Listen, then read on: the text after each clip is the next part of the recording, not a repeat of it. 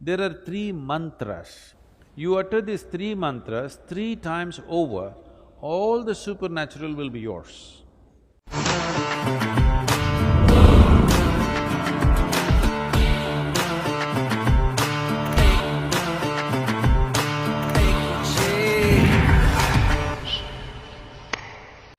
Many things in life seem to be romantic and magical. Right now, the flowers are blossoming in the jasmine plant out there. Such nice fragrance, looks magical, romantic. But there is a science and technology as to how to make it happen. Yes or no?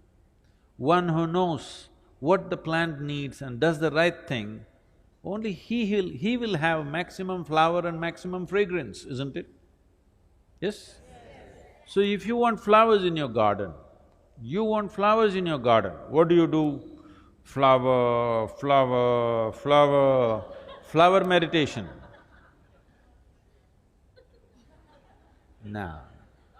No flower meditation needed. You don't even have to think of a flower.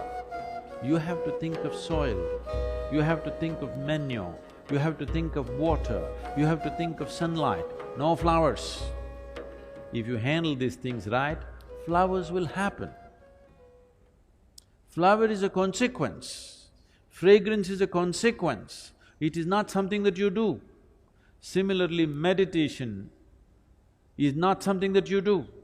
If you handle the body, the mind, the emotion and the energy properly, you become meditative. If you try to meditate, you will go crazy. I must tell you one story. Once upon a time,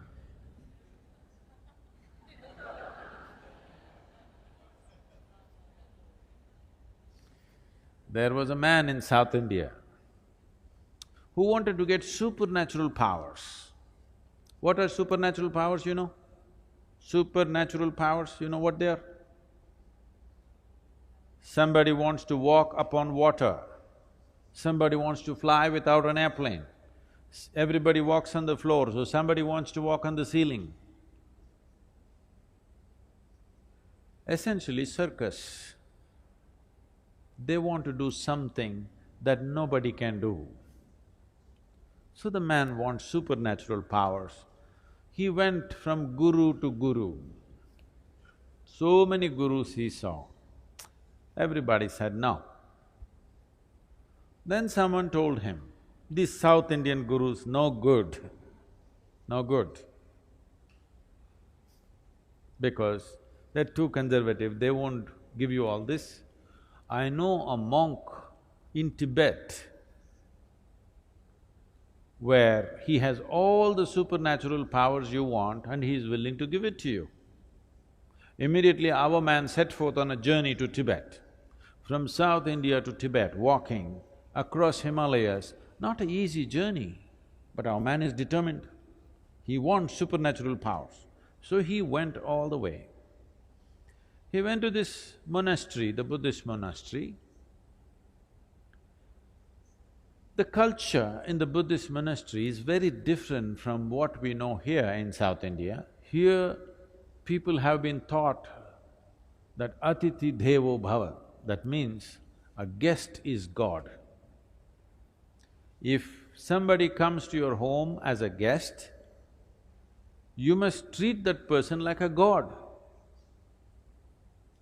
Even if he happens to be your enemy somewhere else, when he comes to your home, you must treat him like a god. You must be saying in India, people see you and they're doing this because they want to treat you like a god. Because you come here, when they come to your place, they'll be different. But now that you're here, they want to treat you like a god.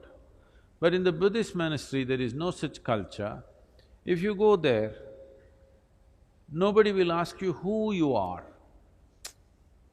Not because they don't care for you, because in their life, the biggest thing about their life is to find out who am I. If a new person comes just now, as soon as he comes, you ask him, who are you? It's a very big question. Yes? Very big question, isn't it? So they don't want to embarrass you with such a big question. So a new person has come, if you do not ask him, who are you, what is the next possibility? Where do you come from? Do you know where you come from? Now you came from China, that's not the point. Where do you really come from, do you know? From where you came into this life, do you know? Do you know? No. Where is that? Mother. Okay, to mother's belly, where did you come?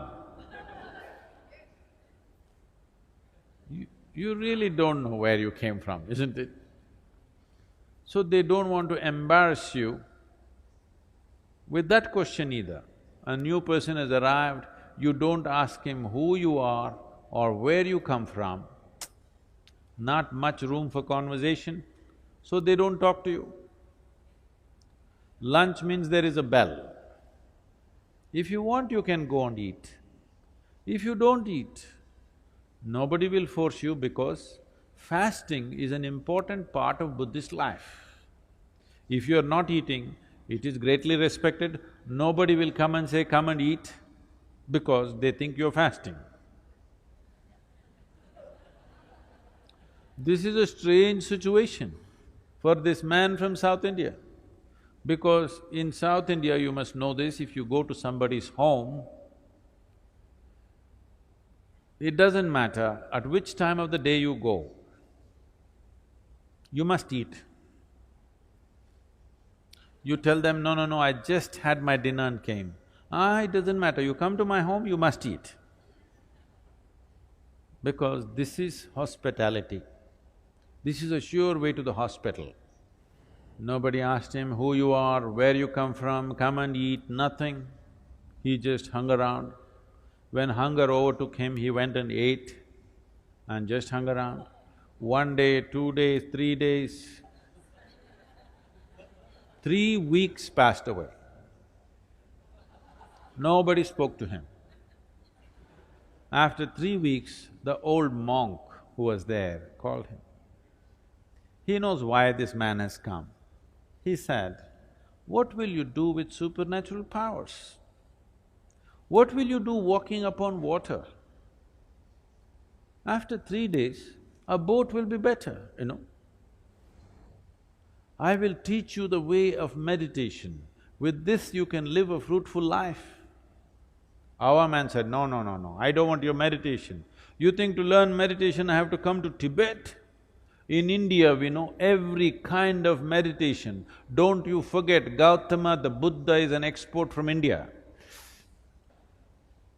In many ways, the monk tried to dissuade him, but our man was determined, I want supernatural powers.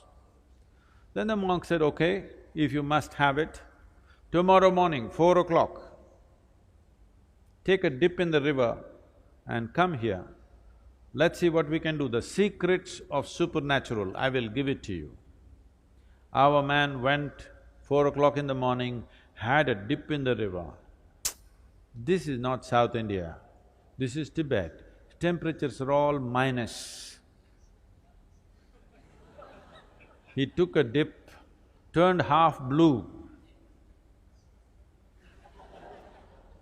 He went and sat in front of the monk. The monk looked at his condition and his determination. He said, see, this is very simple. There are 3 mantras. You utter these 3 mantras 3 times over, all the supernatural will be yours. Shall I reveal the mantras to you? Buddham sharanam gacchami, Dhammam sharanam gacchami, Sangham sharanam gacchami. These 3 mantras 3 times over you utter, all the supernatural is yours. Only thing is, when you're uttering the mantra, you should not think about a monkey. Is that all? That is all. Can I go, please? Our man came out of the monastery really jumping with joy. The fool of a monk revealed all the secrets of supernatural, And he tells me, don't think about a monkey. What does he know about my culture? Here we think of Vedas, Upanishads, Brahma Sutras, these are all the great scriptures. Why will I think about a monkey? Am I a hunter? I have not seen a monkey in the last 10 years.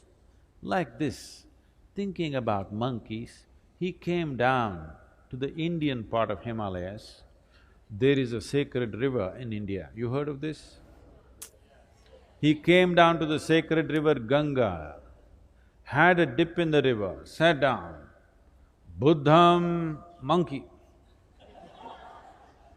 Monkey means another dip in the river. Sat down, Buddham, monkey, another dip in the river. Buddham, monkey, another dip in the river. In various yoga postures he tried. Bu means monkey comes. 1 week of intense practice, he came to your place, he does not have to do anything. Only monkeys, inside monkeys, outside monkeys, a universe full of monkeys.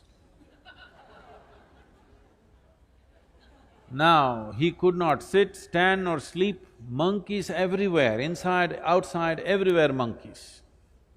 Now he went back, all the way back to Tibet once again. He went to the monk and said, I don't want your supernatural powers, first relieve me from these monkeys. Now, this is the nature of your mind. If you say, I don't want something, only that will happen in your mind, isn't it? Only monkeys. No, don't think of a monkey. No, you cannot think of a monkey. Only monkey. The more you do that, more monkeys will happen.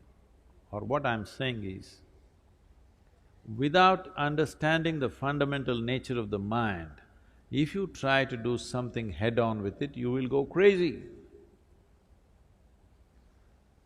So many things that you think you want to forget, you will never forget.